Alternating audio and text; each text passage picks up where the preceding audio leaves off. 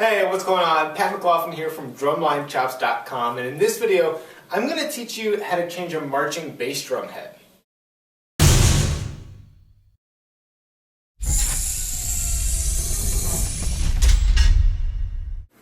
Alright, so to change a marching bass drum head, all you need are two things. A new head, and B, a T key. Right? Now, if you haven't watched the video on how to change a marching snare drum head, I highly suggest that you pause this video and go watch that one first. Right? In that video, we talk about a lot of very important concepts that are specific to changing marching percussion drum heads. All right? So even if you're only concerned about changing a marching bass drum head right now, go ahead and watch that video first, because we talk about some things that definitely apply to this, right? And in this video, we're just going to kind of breeze through it and go through the nuts and bolts of changing a marching bass drum head. But in that marching snare drum head video, we go into a little bit more detail and talk about some very important principles that you need to apply to this, right? So go watch that video first. When you're done with that, come back and pick up here, all right? So once you've learned those things, you're going to know that we start on one tension rod, okay, with the T key, and just release, turn it to the left, 1/4 turn. After you've done that, you're going to go straight across to the tension rod and turn it 1/4 turn to the left, right?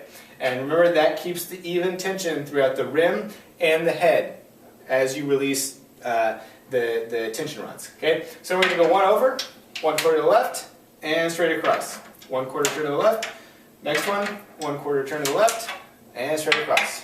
1/4 turn to the left, and next one. Okay? So you're going to keep doing this process until all of the tension rods are completely loose and you've been able to basically unthread them from the lug casings. Right? Now, I'm doing this vertically right now on a stand so that you can see how I'm moving and where I'm moving. Right? But when you do this, you want to make sure that the drum is actually on the sitting on the other head. So it is the top head is parallel with the ground, right? Then you can treat it more like a snare drum and just go around in your order and not have to worry about these tension rods falling out from gravity pulling them down or anything like that. All right? So I'm actually just going to go ahead and finish loosening up all these tension rods, and then you'll jump back in at the next step.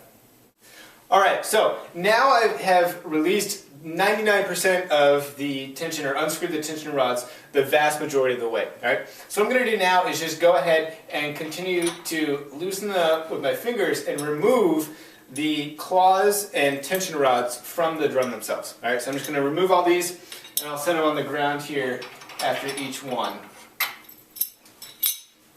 All right? And again, if you're doing this with the drum flat, this is a much easier process. You can just kind of let them hang on the side of the rim. But just for demonstration purposes, this makes it a little bit easier for you to see exactly what's going on.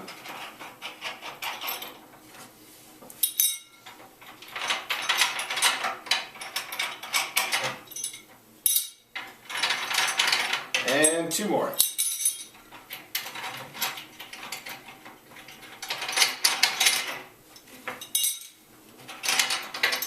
Alright, so now that those are removed, this will come off pretty easily, right? And you just see the rim and the head separate together, okay? Once that's done, remove the two, so you've got the head and the rim, alright? And then obviously, you'll see the entire inside of the bass drum here, okay? And just like all the other videos, we want to make sure that we take this opportunity to wipe down the bearing edge in the rim.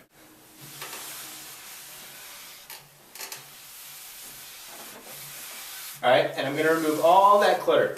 I'm also going to take a second to kind of investigate in here and make sure that all these bolts are nice and tight, okay? Not over tightened, but definitely not loose, because we want to make sure that all the lugs are secure to the shell, because that'll give us a better, more secure tension throughout the tension rods and whatnot. Alright, so those are all good, okay? The next thing I'm going to do is simply wipe down the rim itself. Make sure I've removed any clutter from that, okay? Both the inside and the outside. Okay, now once I've done that, we're good to go with the new head, right? This is typically where you would start to talk about muffling, right? And there are multiple different ways to muffle a bass drum if that's something that you're interested in.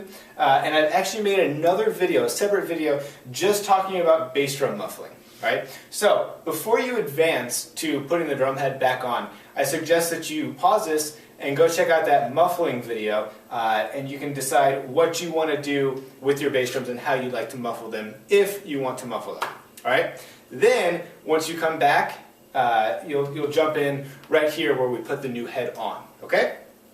Alright, so once you found a muffling method that works for you, it's time to put the new drum head on, alright?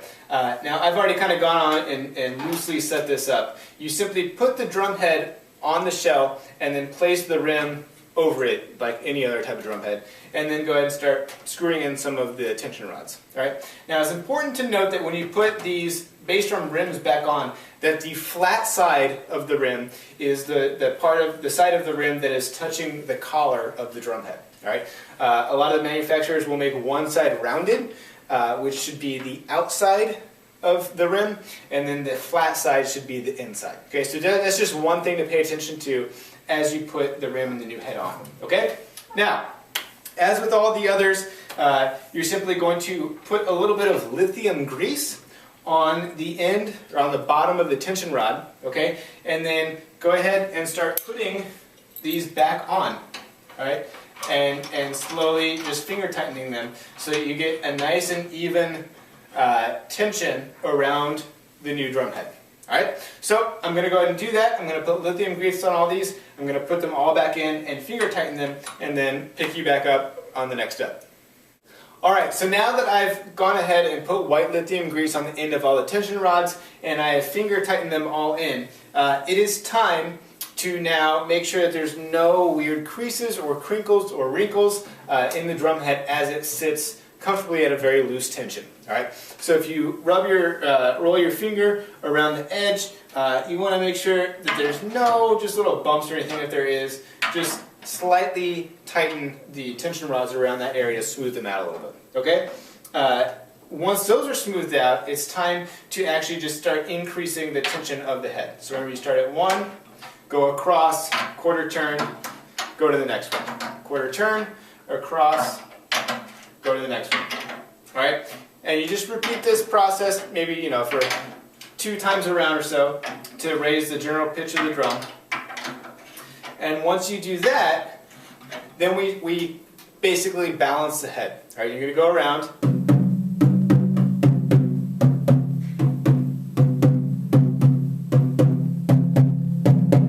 And you can hear that these 4 right here were lower pitched than the others. Alright, so I'm going to go ahead and give those 4 just a little bit extra tension to bring the pitch of them up and hopefully balance the entire pitch of the head out a little bit more.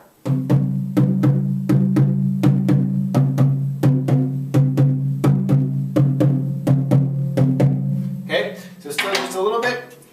Alright, and you're going to go around and do this a number of times until you get the pitch of every single tension rod as close as possible. All right? And once you reach that point, then you're going to increase the pitch of the entire drum head again, and do that for about 2 cycles, 2 full times around, and then balance the pitch again. All right?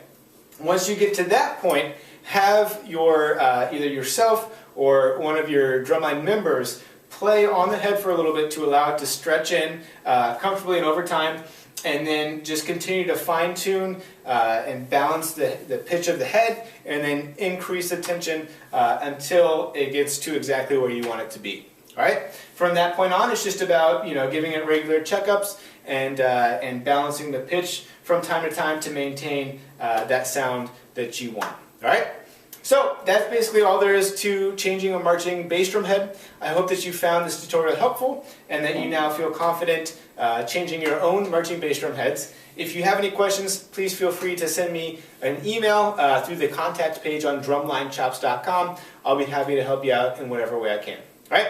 Thanks so much for checking this out. Be sure to head over to drumlinechops.com. Tell all your other teachers and students about it. because there's tons of information on there that'll help you, learn how to maintain your marching percussion instruments, learn how to teach drumline better, as well as how to improve your own rudimental drumming. All right, thanks again, and as always, I will see you in the next video.